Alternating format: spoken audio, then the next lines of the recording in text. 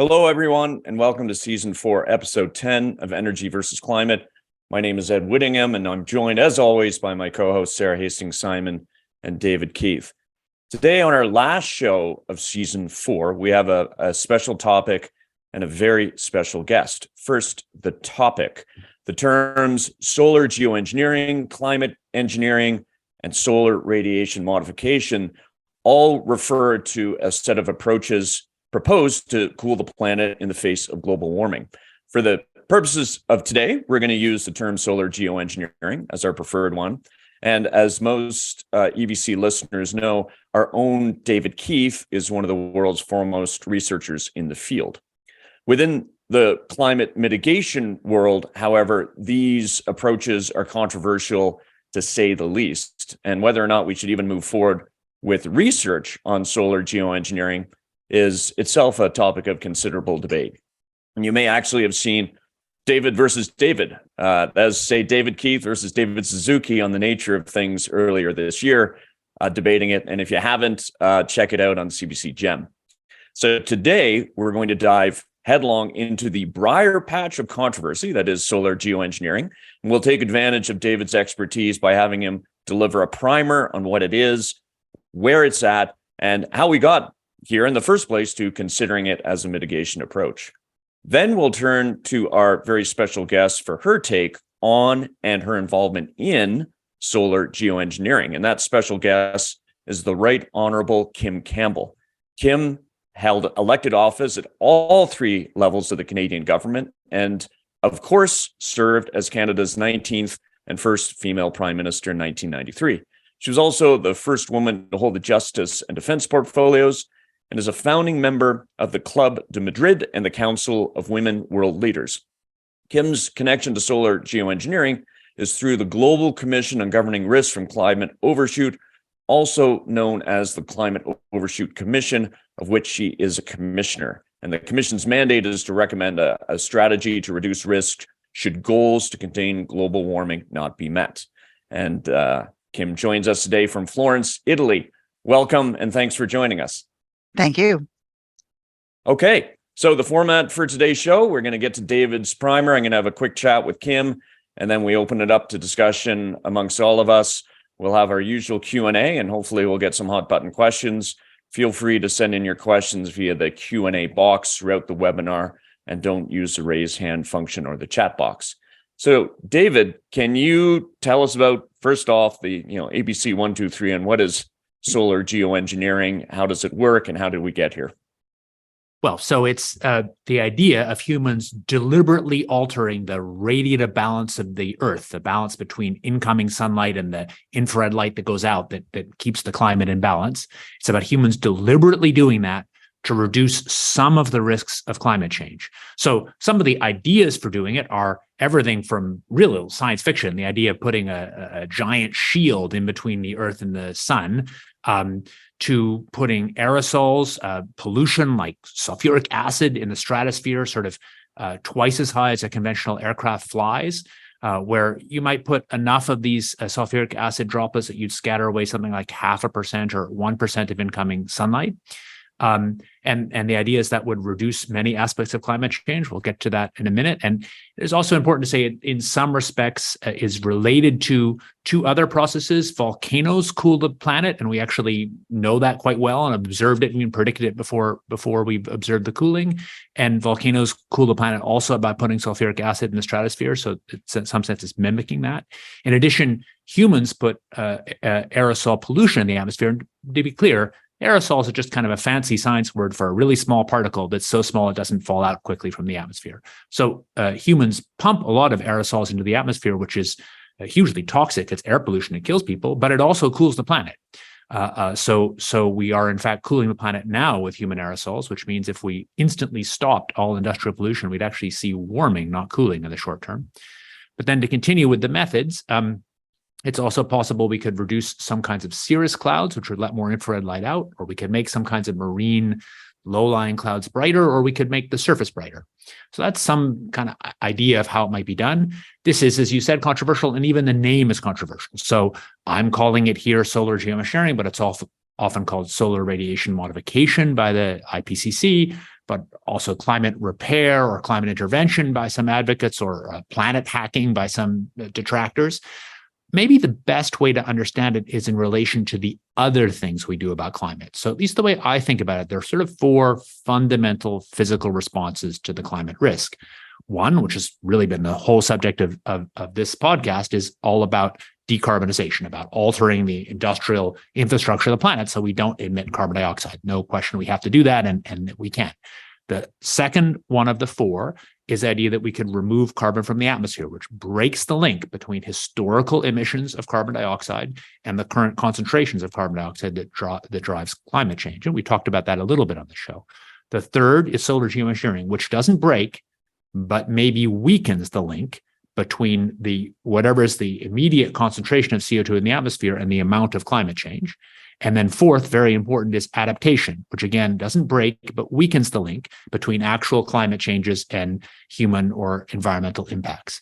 So, I mean, maybe the biggest question about these technologies is how well they might work and how big are their risks in comparison to the benefits. And the first thing to say is, well, that might sound like a scientific question that could be objectively answered. It can't be, because the answers depend fundamentally on political choices about how we use these technologies. So how much we use solar geoengineering, how even it is east to west and north to south, and what method is used.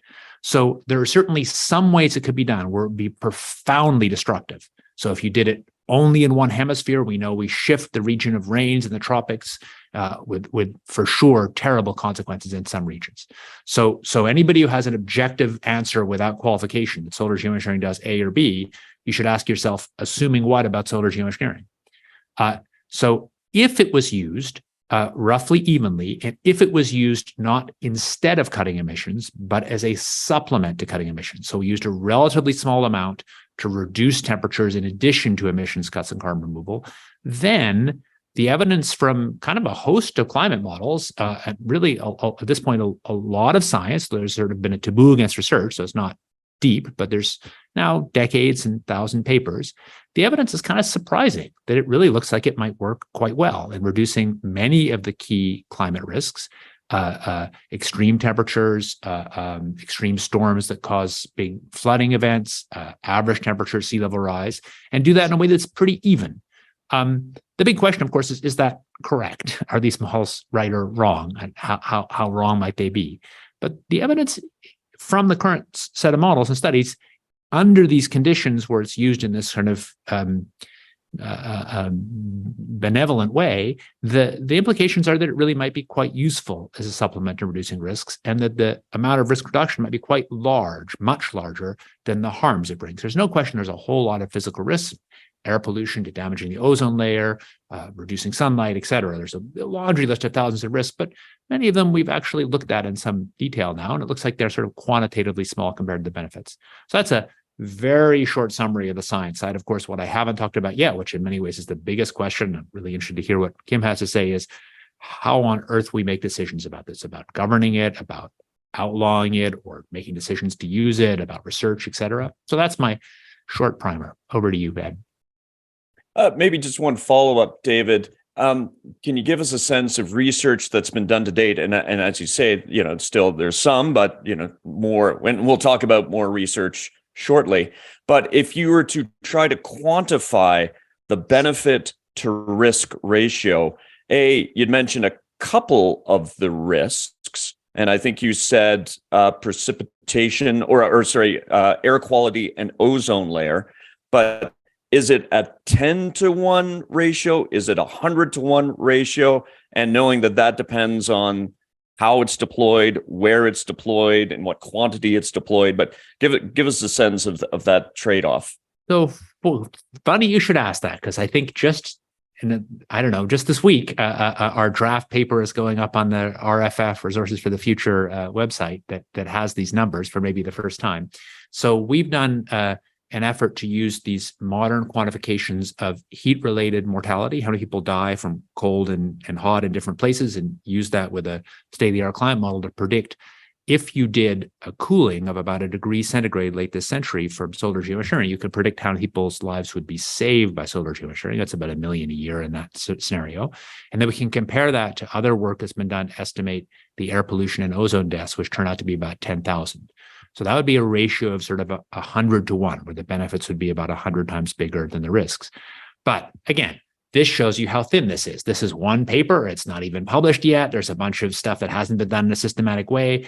Because there's sort of been a taboo against research on this, it's very thin. There's a huge amount of atmospheric science knowledge and environmental science over decades, but there hasn't been much explicit research on this topic. So the obvious question is this groupthink? Will some other paper show that we did it wrong?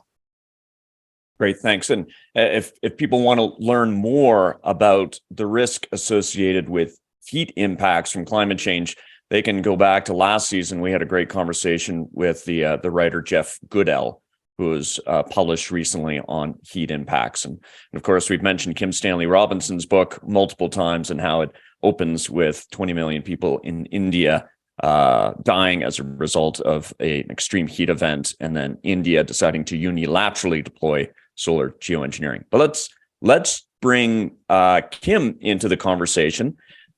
You're on the Climate Overshoot Commission. Maybe just before we dive down into your perspective on solar geoengineering, can you give us your sense from your participation in that commission?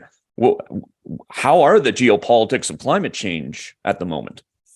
Well, they're pretty contentious, as they are all over the world. We're actually now getting down to the really nuts and bolts wrestling with the science as it's been given to us and the challenges of governance and all these other things to try and clarify a set of recommendations that we think could be helpful in creating a framework for dealing with climate overshoot, which appears to be on the horizon.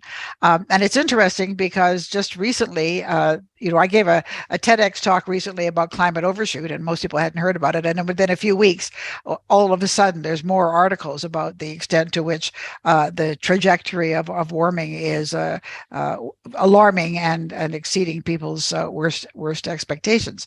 So I think what's interesting is that we are now trying to figure out how we can be constructive, what we can say, recognizing that there still are a lot of unknowns and still things that are being published, and also a lot of interests out there that, from the greenwashing side of things, people who want to make things better and perhaps, and exaggerate the capacities of having a technological fix that doesn't require fossil fuel companies to lose their market share. While at the other hand, the concern of people who just see terrible things on the horizon and too many unanswered questions. So I hope that our report will be very, very helpful, but we're right down at the nitty gritty, and I wouldn't want to prejudge what we're going to say. But I think for most of us, this whole question of geoengineering is something relatively new, as something that could be. I mean, the whole idea of climate overshoot really does crystallize a whole set of possibilities that forces you to address certain issues. What will happen if we get into ranges of warming that are really having, dire effects, and particularly that may create tipping points that are not recoverable from. And that's a very worrisome thing. So what is there within the arsenal of human ingenuity, if I can put it that way, that might help to forestall some of those worst consequences? And I've described, climate overshoot and our deliberations as comparable to Herman Kahn's book in 1962 about nuclear war. Thinking about the unthinkable. That we sometimes have to think about the unthinkable. And he wasn't advocating nuclear war, but he said, if you don't know what it would be and what are the best strategies for minimizing its bad effects if some idiot should decide to launch one, then it's pretty irresponsible. So there's two things from my perspective about our report and the exercise that we're dealing with. Is one, to try and clarify people's minds about what it means to get into an overshoot situation, that it's serious, it appears to be on the horizon, and we have to address it. But secondly, when you look at things like solar geoengineering and what it would involve, it also makes you realize there are no easy fixes. So if people are trying to suggest that, well, we don't really have to worry about it and we can keep emitting at this level, or keep, we don't have to cut back our market share of world fuel supplies and stop using fossil fuels to create electricity, et cetera, because we have this other fix. That isn't true either. And I think the most sincere advocates for things like solar geoengineering would never make that statement. They don't see it as a substitute for mitigation. They don't see it as an ultimate fix. And so I think the whole moral hazard around the argument is something that really preoccupies us. If we say something favorable about this as a possible technology, does it undermine very important efforts towards dealing with the real issue, which is reducing the amount of carbon dioxide in the air and taking the steps necessary to do that? So I'm sorry, that's a long answer to a short question, but I think it was because we're right in the middle of thinking about it. All of these issues are very sort of front of mind, but there's not an easy answer. I mean, for example, even things like marine cloud brightening, it sounds like a very interesting thing, but there are, studies that suggest that it could have negative effects too. And what happens if you only cool one part of the atmosphere? What happens on the margins? I mean, all of these things that sound great, but you have to think about what are the other effects and who will most be affected by them. I'll stop for now because we'll come back to this question of the politics of it. But I think we'd say with respect to the commission, we are now in some ways at the hardest point to give you a clear view, because we're actually really immersed and chewing away at this in an effort to try and emerge at the other end of this with something helpful that makes sense of the science and the exigencies of overshoot. And thanks. That's helpful. We got a little taste of the commission's work. We spoke with Adrienne Becas, I guess it was post-COP last fall. But I'm curious because whether we're talking about solar geoengineering or whether we're talking about climate overshoot generally, it's an uncomfortable conversation for people. And it's uncomfortable because I imagine with your work on the commission and within your other commissioners, people are saying, well, if you're planning for these dire consequences when global warming becomes dire, as you said, then we're succumbing to fatalism, or we're being defeatist, and it is causing us a distraction. We're taking our eye off the ball when it comes to reducing emissions. How does the commission, I'm just curious, whether it's solar geoengineering in particular or climate overshoot generally, how does it push back on the people who say we can't even go there, we just have to stay laser focused on emissions cuts and not even entertain something that, say, the fossil fuel companies in Canada who want to maintain that market share of world fuel supplies that you talked about, that will latch on to as an excuse for not reducing emissions? I think, and David can correct me since he has been there at all of the meetings too, but I think that the commissioners are deeply committed to the notion that mitigation is the ultimate priority. But the problem is, it's like in the olden days when people didn't want to talk about adaptation. They said, well, don't talk about adapting to climate change, because that just means you're suggesting it's going to happen. What we need to do is we need to prevent it. Well, we didn't prevent it. That's the whole problem.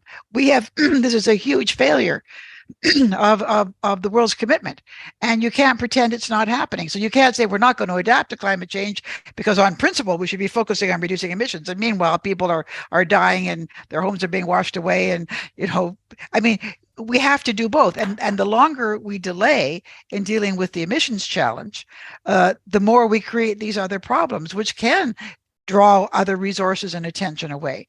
So I don't think that we have any doubt that the most important goal is to reduce the amount of carbon dioxide in the air to be able to keep that 1.5 degrees Celsius cap on warming, and then from there begin to work our way back to a reasonable level of global temperature. But we aren't in control. If we could all wave our magic wands, it would be fine, but we're not. And people are doing these other things. So the question is, what does that mean? And if one of the points that we can make is, whatever these other technologies are, they are not quick fixes and they are not a substitute. But it's, as I said, that moral hazard, that fear that we had years past in talking about adaptation, the fear that you'll distract attention or give aid and comfort to the many vested interests that are trying to persuade people that the science is uncertain and that it's not a big deal. I mean, this drives me crazy. I mean, I can, foam at the mouth when I think about that, but that's the reality. And I think what's particularly tragic about it is that policymakers, and again, many of us on the commission are current or former policymakers. Policymakers need to have constituencies for good policy. And when people are undermining people's sense that this is urgent, that the science is sound, and action needs to be taken, it becomes very, very difficult often for governments to make the decisions that they need to make, which is incidentally perhaps one of the reasons why so state and local or provincial local governments have sometimes had more success, because the constituency they need to take certain steps is smaller. It's not a national consensus. It's something smaller and more regional. But so we're very aware of the fact that if you give aid and comfort to people who are looking for ways of saying, it's not that big a deal, and so I don't have to make that change, and my business doesn't have to make that change, and my industry doesn't have to make that change, it's pretty disastrous. But at the same time, we also have to look at the reality, and overshoot raises. I mean, I'll give you an example. If we do overshoot, and people begin to realize that we have failed collectively to meet that Paris Climate Accord goal, some people, I hope, will hunker down and say, double down and say we have to do even more. Clearly, we have to make dramatic reductions in emissions, because that goal was important. It wasn't just pulled out of thin air. It's actually related to some real things. But if that's not the reaction, other people may say, well, it's such a disaster, we should risk whatever it is. I mean, in other words, the appetite for risk may change. So we need, in a sober, careful way now, to try and delineate what the risks are, or what the process should be to get more comfort with what those risks might be. And then, of course, that raises a whole other question of who gets to evaluate the risk, who gets to make the decisions. And the other big 800-pound gorilla in the room is that we do not have a global governance system that is equipped to make those kinds of decisions now. Yeah, and further, I can't wait. We're going to get to governance. We don't really have a great track record of making democratic decisions right across the United Nations and all its member states. We have a very poor track record. Sarah, I'd love to get your take before we go to governance, just on the very notion of research, because I think my sense is no one within this virtual room today, certainly no one is saying, don't worry about cutting emissions or investing in other ways to reduce the impacts of heat.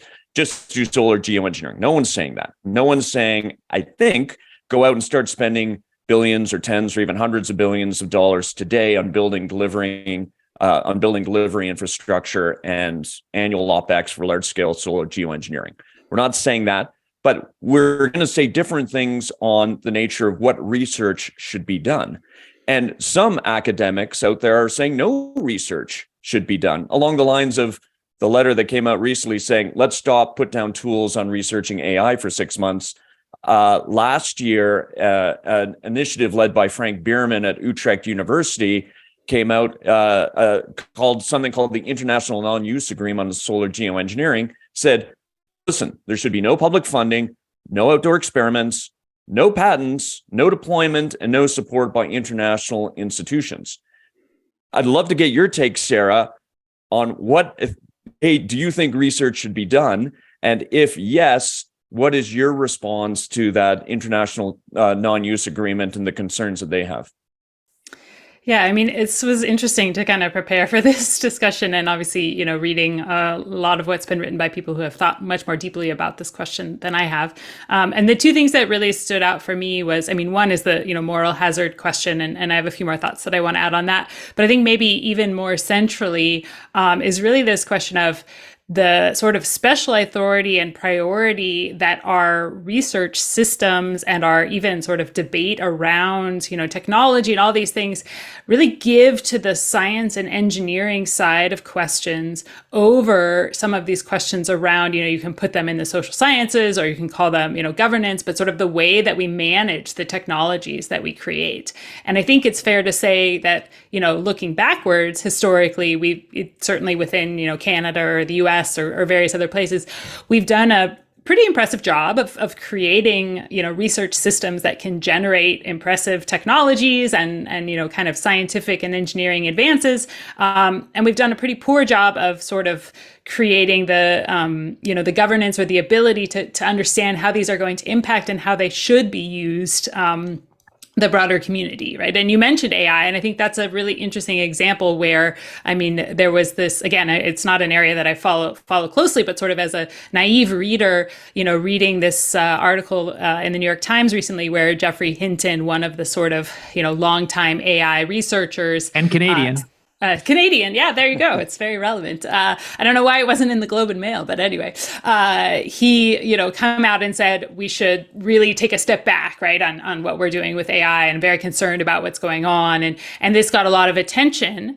But actually, I think one of the interesting things of that to me is that there's a lot of people along the way who, are maybe not coming from the engineering or science side around AI that have been raising these same concerns, right? And it's when someone who sort of comes with that background raises them, they do get a special kind of other attention. So all of that to say, I think that there is a very, maybe one of my most serious concerns is whether or not we're really prepared to manage a tool like this appropriately. And given that, what are the risks that come with developing it on the science, and actually doing the science and engineering to develop it? Because I think, for sure, once you have the tools, it becomes easier to use them. And so to me, then, I think one of the pieces, at least, of an answer to that is to say, well, if we do think that somehow we want to continue or we want to accelerate scientific research in the area, I think, we have to have a very conscious effort to do as much or more research into the, social science and governance side of this along with it, right? And I think that, we're starting to dance around the edges of that in the way that, generally scientific funding now, there's an expectation in many cases to build more interdisciplinary teams that involve social scientists and to think about this. But I think if we're honest about it, we're only just really, starting to actually make that work. So I think that to me is one thing that's really front and center is how do we, if we think it's so important that we are going to go ahead with it, how do we use it as the case where we do the amount of social science work that's necessary along with the engineering to even have a hope of, being prepared to deploy it appropriately. And then the other piece is the moral hazard, which, I won't rehash. I agree with a lot of what was said there. I think one of the things that underlies that to me is this challenge of separating, the sort of scientific debate from the public debate. And I am concerned when you look at something like, the example of carbon capture and storage, where there are many people that, are working on this in good faith and wouldn't say that it should be used or that it's, a replacement for reducing emissions in a lot of other sectors. But then I look at the sort of public debate and the public policy that ends up getting made in a place like Alberta, where you do have, the oil industry pointing to carbon capture and storage and saying that is, one of the biggest pieces of what's going to be our approach to get to net zero, but it's not going to come until later. And so, it's a little hard to do the, experiment of if we didn't have that, CCS sort of sitting there, would we see a different discussion? And maybe there would, just be a different kind of technology that gets pointed to delaying action. But I do think that, it does certainly come up front and center in the conversations around, we're going to reduce emissions from our energy production in Alberta, but not yet. And we need more time, and it's going to happen via CCS. So, to me, that really is sort of the classic example of that moral hazard a little bit playing out in reality. Yeah, question for David, since you're in the thick of it. I know for one, I would like to see further research done, and perhaps we all of us here want to see that to varying degrees. I'd like to see more on the risks and benefits and the trade-offs between things like precipitation and temperature, the potential negative effects on monsoon and rainfall. But to be clear, to understand, as we talked about earlier, what are the benefits relative to those risks? And to Sarah's point, of course, we do need, I would say almost on a one-to-one measure, we do need that research or discussion into what kind of governance structure that we can put in place. And when we look at treaties like Paris or the Landmines Treaty, are there bits and pieces that we can take from other areas where humans have come together, held hands and said, listen, looking, around the world, this is what is acceptable, this is what unacceptable.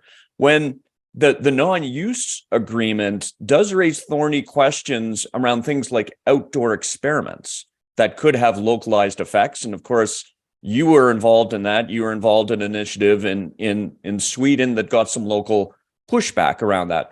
Maybe give us a sense of that. How can you take the next step out of the lab, engage in an outdoor experiment in a way that isn't going to have a localized effect, or it's going to create some permanent, or not permanent, but create something that would then be difficult to use the analogy, to get that horse back in the barn. Sorry, I'm not asking that in a very articulate way. Let me just say that as soon as you start talking about getting out of the lab and going into the field, then perhaps I share with many, then that just raises the level of discomfort. All good questions. So first of all, actually, I think in a way that's different from some previous technocratic research, a surprising amount of the total research has been social science related. Depending on how you measure it, it's a quarter to a half of all papers. Only about a quarter of all papers have been pure meteorology. So there's actually been really a lot. There was a point where there seemed to be more funded and more effort on social science here than on science. So there's been, in some sense, an extraordinarily self-reflective community, I think it's fair to say. I also think while we absolutely need discussions about governance, we need politics, we need good social science that really helps us understand what people think, what the determinants of what they think are.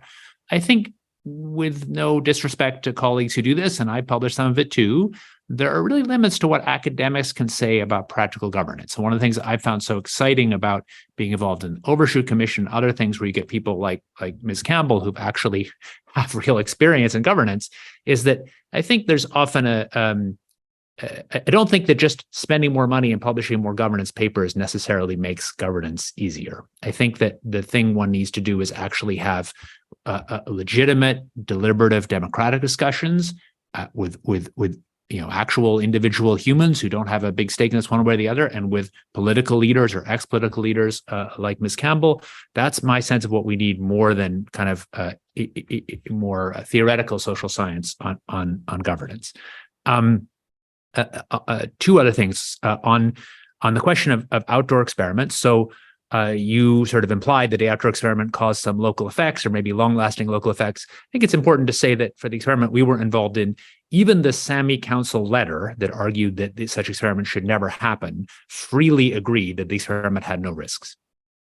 So I think even the strongest opponent doesn't think it has a risk. I think the issue here is that people think there shouldn't be research because they're worried about this process going forward.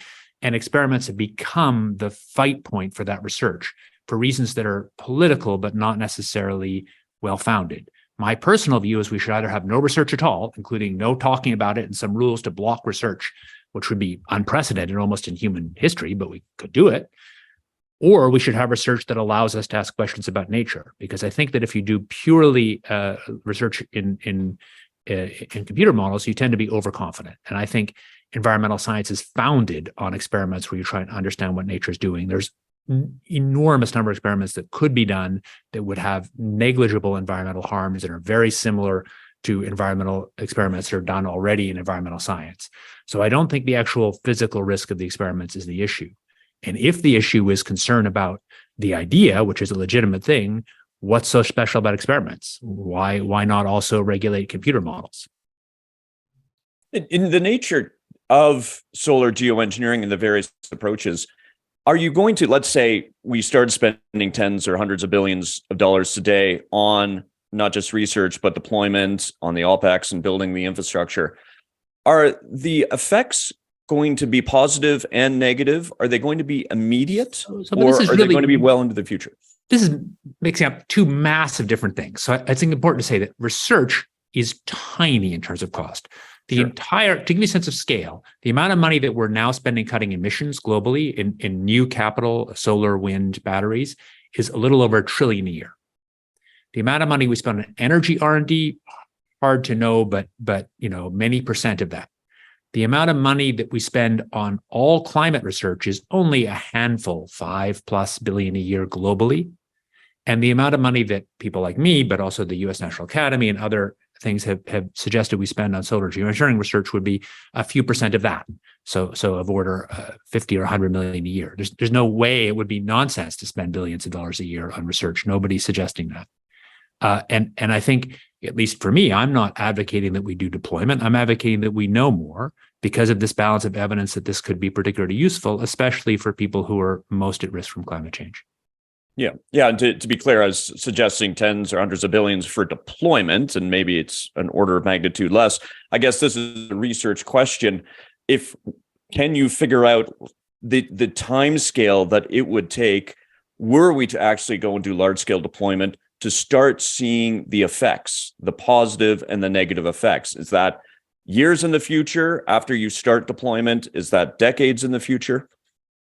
I want to let Kim back in again. I'm really interested to hear her take, because I think one of the things that's so interesting is that Ms. Campbell's been come to this with this big experience in public policy, but new to this topic. And I kind of always think it's interesting what people who hear it fresh think. But the answer to the question depends on how it's done. So on how much you do. But if you did a gradual, slow ramp up, which is what I think the only thing that people like me would think is a reasonable thing to do, then you wouldn't be able to measure or the effects in terms of really seeing climate change on the ground for a very long time, which is, of course, the decades and decades, which is the same as we have for CO2. We've been putting CO2 in the atmosphere for a long time, and we know it's warming the planet, but we still don't know exactly how much it's warming the planet because there's all this background variability in the system. So the same would be true with this. You wouldn't see something right away with any sensible deployment. Got you. And I do now want to take us to the governance question, and I do want to bring Kim back into the conversation. Thank you for waiting patiently. So, yeah, as David said, it's, this is, when we're talking about governance, this is really a discussion that should be led by people who understand governments and understand governance. You've run a government. What kind of structure how would governance work at the highest level? Who could we say would have the right to make those decisions on controlling the global thermostat? And to look at the very local or the very household level, I have difficulty just within my family in determining the right governance structure for our house thermostat, let alone trying to do this on a global scale. Kim, what work has the commission done, and what are your views? Oh, Kim, you're on mute. Sorry. I think it was very important, is to understand that there are a lot of challenges to governance, and there are several different things you want to look at. There's the whole global north-south issue, that in fact the power to do many of these things exists in the wealthy countries of the global north, who are able to have the institutions, some of which like David's, who's going to several of them now, outstanding global institutions, have the heft and the resources to do that kind of research. But the effects are often felt in the global south. And so one of the things we've talked about is democratizing research, so that the voices who are participating on the basis of looking at these issues in their own societies. But the broader you draw the scope of countries that need to be involved in the discussion, the harder it gets to create institutions. So like recently we've had the G7 summit meeting, and the G7, with the EU have made some really strong decisions in terms of the war with Ukraine and relationships with China, etc. But the bigger you get, the harder it is to create some kind of consensus that people can act on. But so there is a question of the quality of the decisions, the fairness of the decisions, and the legitimacy of the decisions. So, and the United Nations, the problem with the United Nations, it's an organization of sovereign states. And so when you look at the Paris Climate Accord, the kind of catch-22 of it was that it got this consensus to try and limit warming to 1.5 degrees Celsius over industrial levels, but with no enforcement mechanism, in the sense that the countries were to create their own goals, their own plans, etc. So the broader the scope, often the weaker the actual mechanisms. So that's one of the issues that we're dealing with. Now, there have been, in the course of international relations, and particularly in the post-war period, I mean, the post-war period, we had some, World War II was a wonderful crisis to get us thinking collectively about some things. But I think there have been some issues, like the Montreal Protocol, like various environmental treaties that have in fact been able to create regimes with teeth and real commitment to make changes. And some of those might turn out to be useful templates for dealing with geoengineering. But I think, it's very hard. We don't have world government. We don't have the UN has lots of faults. It's the best we have in terms of bringing people together to talk about these things. But again, the broader the scope, the less likely you are to have actual levers of control. So one of the things we talk about when we're looking at these technologies is who funds it, because I think that one of the hardest things to really come to terms with is the extent to which there are highly funded interests in this world who don't want us to succeed, or who think that the kind of arrangements that we think constitute success are not necessary, that somehow there will be a way around this, that somehow their industries don't have to cut back or pay any kind of price. And they, in terms of everything that we do in governance, they are there putting a spanner in the works.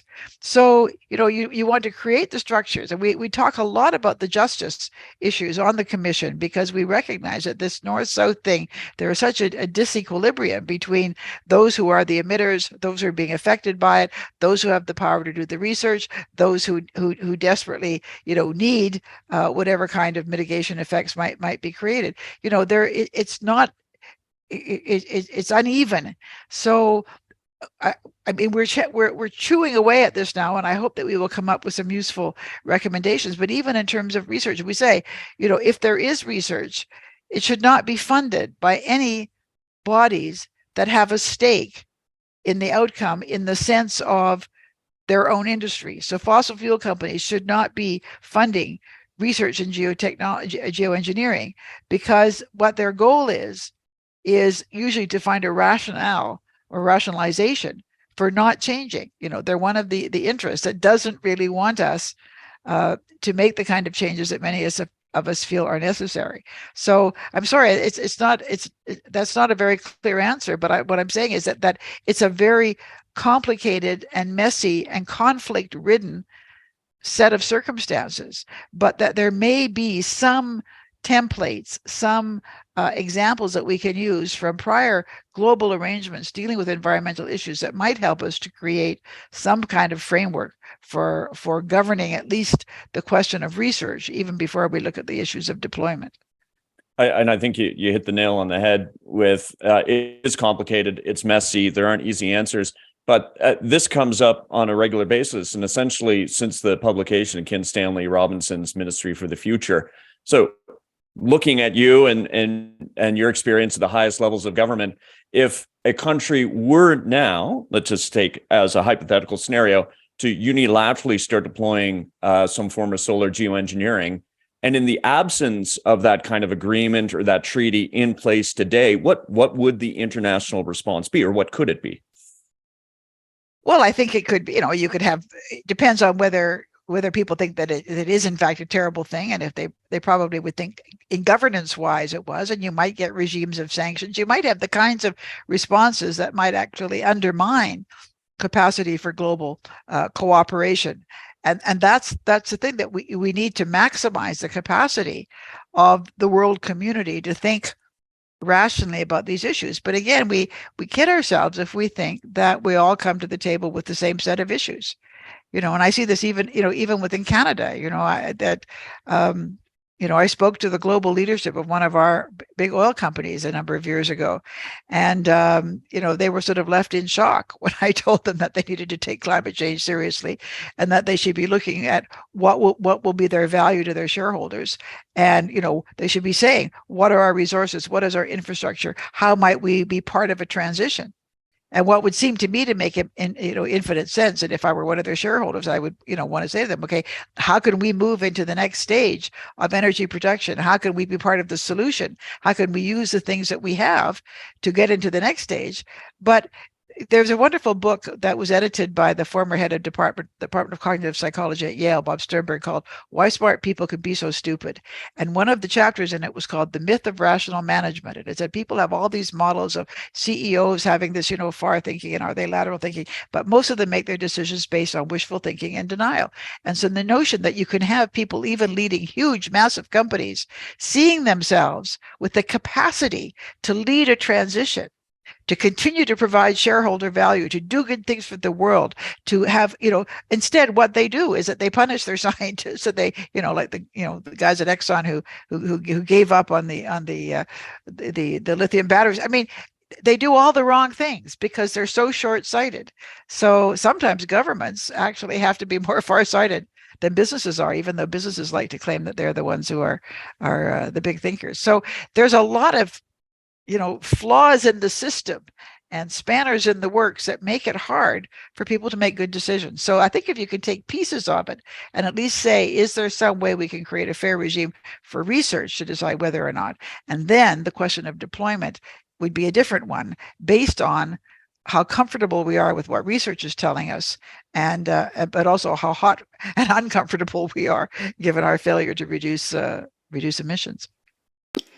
I wanted to come back to something, David, you had made a comment, and actually links to Kim, what you were just saying around kind of what happens if somebody goes ahead, as to, have we ever shut down lines of research before?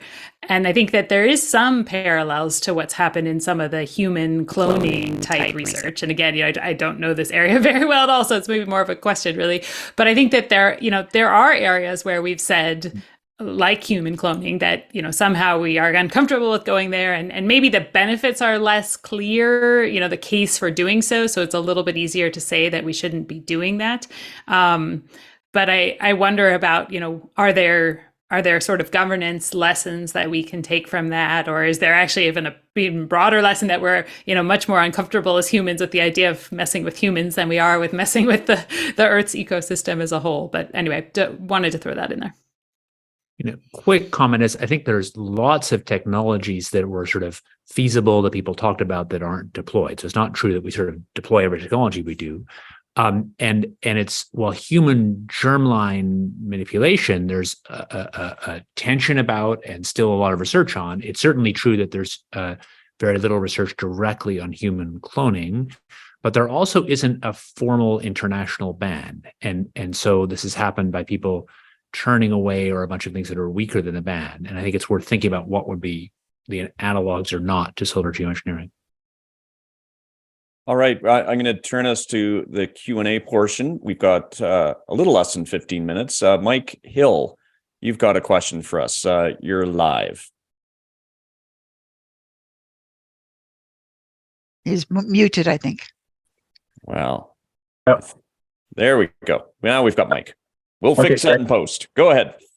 Thanks. I'm just wondering if you think the ultimate decision to start geoengineering will actually occur in kind of either at the UN or even in Western democracies, or is it more likely that, a large state actor such as China will just identify it as necessary and just start deploying aircraft and acting, similar to, what would happen maybe with AI or even what's happened in the past with solar. I think once they decide it's a priority, it just happens. Who wants to take that? Kim, do you want to? Well, I always think that maybe that David might have a better idea of where in the world this research is being carried out.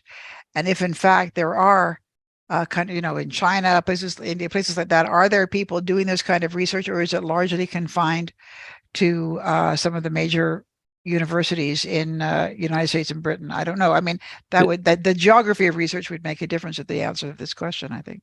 Yeah, but it's the essential question. I really want to hear what you have to say. So on the issue of where research now is mostly where climate research is. So it's sort of coincident with climate research centers. And so that's mostly in the developed north, although there is significant research in say, India and China. So there's certainly some. But I think that that is changing quickly. There is now an effort to really have a more global, inclusive, democratic research. And of course, it's good to have local research, and I totally support that. In terms of countries' actual deployment, you don't necessarily need the research to deploy because the underlying technologies for deployment are kind of already known in some cases, and research isn't really changing them. So I think the essence of that question to me is the really hard question, which is this likely to happen, as some on the progressive left assume, with kind of hegemonic Western powers do this first, or is it more likely that countries in the global south that are more affected by climate change see more immediate risks and have a kind of different profile of risk to benefits are more likely to push to do it first? I think I truly don't know. I think an outcome that I think is unlikely is that we get to deployment of solar geoengineering, say, in this half century by a process that's a pure kind of consensus-based UN process. My guess is that process, we need it, but I don't think it converges to an answer either sharply banning or deploying. And my guess is if this topic really gets on the agenda, it gets on the agenda because some small set of states put it there by taking an action that edged towards deployment. What do you think, Kim? Well, I think that one of the things about multifaceted and a global approach to research is that, I think one of the things about a global approach to research is that it forces scientists to be cognizant of the interests of other countries and to have some sense of the proportion when we're talking about risks of how it actually affects people's lives. And I think that the danger is if just, a small number of American universities or British universities or, even Indian universities are doing this research without a clear understanding. So if we're going to have research, the more we can have consortiums of scientists, and not just physical scientists and engineers, but also social scientists and others, part of the conversation.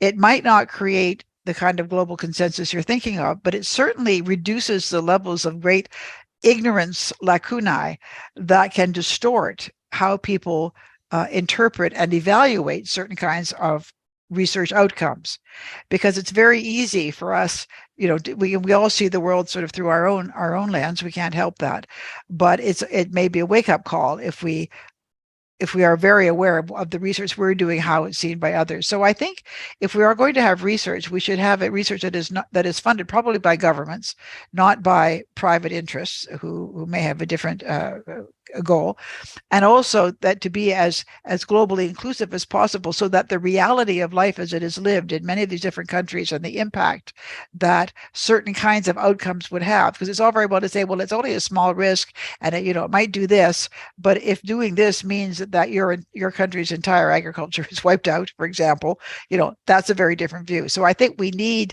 those voices.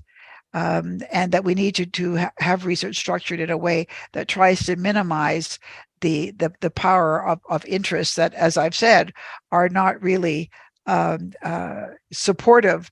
I mean, you see, the ideal aspect of geoengineering is that if we are deeply committed to mitigation, and we see that that's the path we have to go on, and we see geoengineering as simply tools to help us survive the interim period as we are doing everything we can to get carbon dioxide down.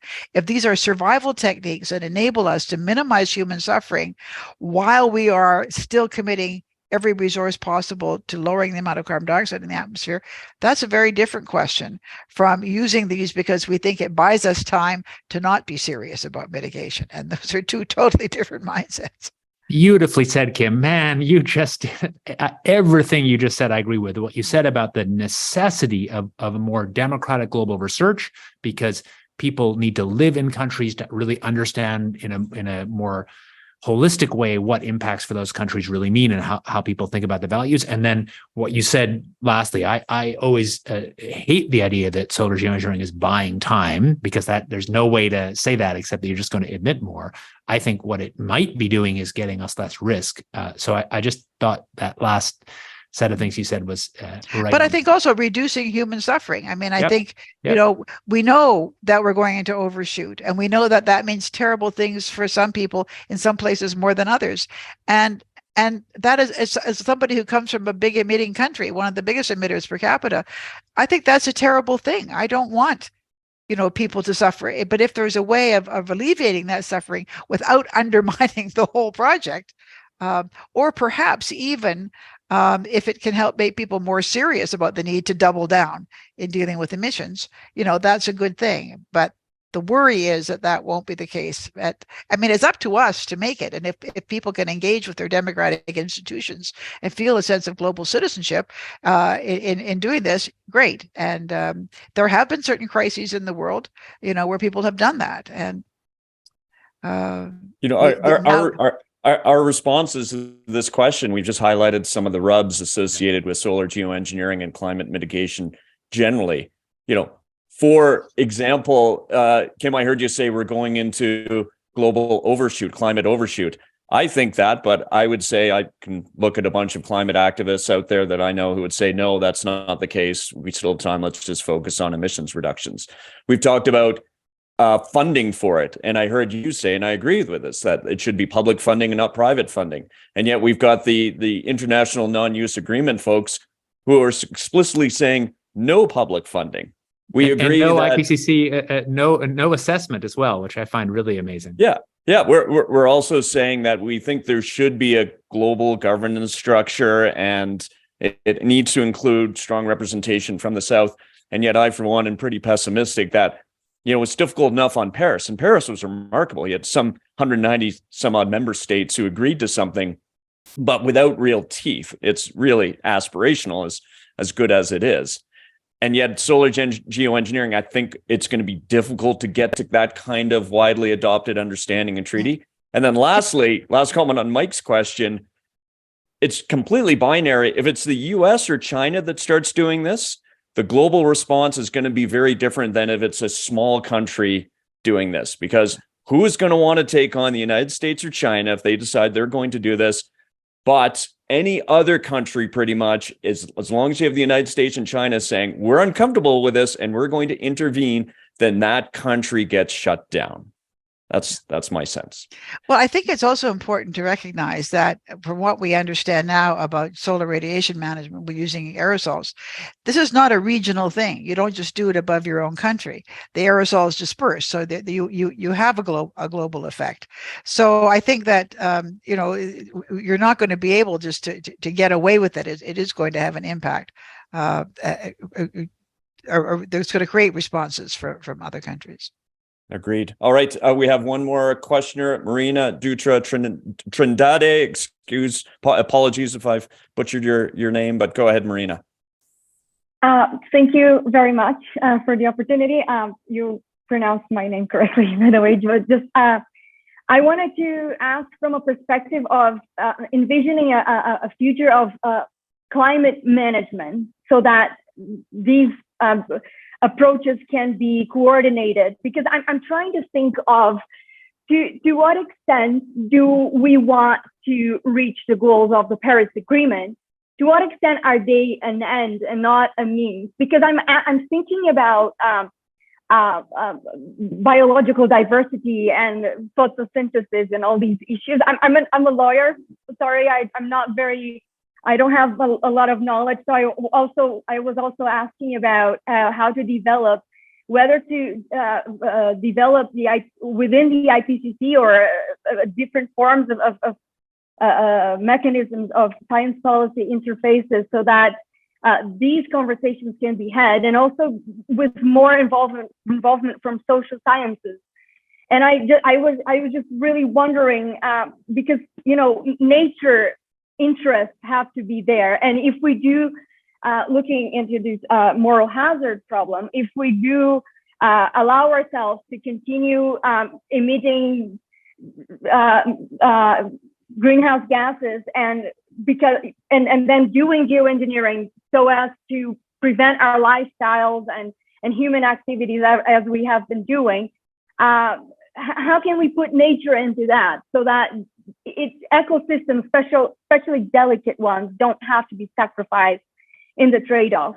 How to remove the trade-offs in that sense? Because I'm thinking of a coherent type of approach, because we have a lot of norms in the international environmental law. So this is what I'm trying to, integrate everything. And also the termination shock. Sorry, I'm going to finish. It's just that it's very interesting. But on the termination shock, whether you would see it being, using, for example, side projects so that we don't have to have the termination shock when we finally manage to tackle the concentration of greenhouse gases in the atmosphere. Thank you so much. Why don't we turn and just a heads up, we're at the top of the hour. We'll make this our last question. We're going to go overtime. Sarah, let's go to you for comment, but David, would better get comment from you or a definition of what Marina means by the termination shock. But Sarah first. Yeah, I mean, I was interested to hear what Kim has to say on this. Actually, I mean, I think the this question of balancing the needs of sort of other species is probably another area where it's I think we would prioritize human well-being in many cases over the others. And sometimes they go in the same direction, but to me, it's another sort of example of where it's worrying in terms of, do we really have the tools to appropriately deploy this technology? And therefore, then, should we be? Termination shock is the idea that if you're doing solar geoengineering and suddenly stop, you get a sudden warming of the climate, which would be harmful. And that is absolutely true. The extent to which that is a risk depends on the alternatives of how you might slowly stop instead of quickly stopping. And of course, what combination of countries or powers want some different thing. So that was a great question that rolled up so many of the hard questions. We could talk for hours, but I guess it's over to Kim for some closing thoughts. Well, I'm interested to know what happened after the Mount Pinatubo eruption as the aerosols dissipated. Was there a termination shock, or was there a gradual readjustment? I would say my last comment is, I think research is inevitable. I don't think you can put that issue back in the bag. But I think the most important thing is that whatever research there is, can we do it with the presumption that our conclusion might be that this is not something we should do, as opposed to researching it to death until we convince ourselves we found a way of doing it. And the ability, because I think a very powerful statement is, we have researched this, and this is not a tool that's available to us with any reasonable, acceptable costs, whatever that the costs are too great, and therefore we don't have that as a fail-safe device, and that means emissions management is really our only way out of this situation, and that's a very reasonable conclusion to draw based on whatever it could be a reasonable conclusion to draw based on certain research outcomes. But I think the research will happen, but can we be honest about what it tells us? And if we can be, then I think we have some hope. Very well said. What's the stopping rule for research is one way to think about it. Very well said. Yeah, I'm tempted to say right on, listening to the concluding comments of the Right Honourable Kim Campbell. My sister calls me Right Honey, so whatever you want to use of my title, it's okay. Yeah, I feel like we've got to know each other, but not that familiar yet. So we're not on Right Honey terms yet. Yeah. Thank you, Kim. Thank you so much. We really appreciate the time. We know that it's later in your evening in Florence, Italy, but you've added such wonderful color and experience to our conversation today, and one of the thorniest conversations that I think we've had on energy versus climate. So thank you. Thanks for convening us. All right, everyone, remember this episode is going to be available at energyversusclimate.com and on Spotify, Apple Podcasts, or wherever you listen. Please review and rate us on your favorite podcast platform. This always helps new listeners to find the show. And you can always send your feedback to info@energyversusclimate.com. Thanks to Hannah Tai, Priya Kunikulatho, Crystal Hickey, and our wonderful producer, Eva Voinigescu, for all their support, and Eva for her unwavering support after 4 seasons. That's it for season 4 of Energy versus Climate. Stay tuned for some bonus episodes coming out this summer. And we look forward to being back in September with a new season. Subscribe on your favorite platform and at energyversusclimate.com to be notified. And we'll see you all back here in this space in the fall. Thanks very much and have a wonderful day. Bye-bye.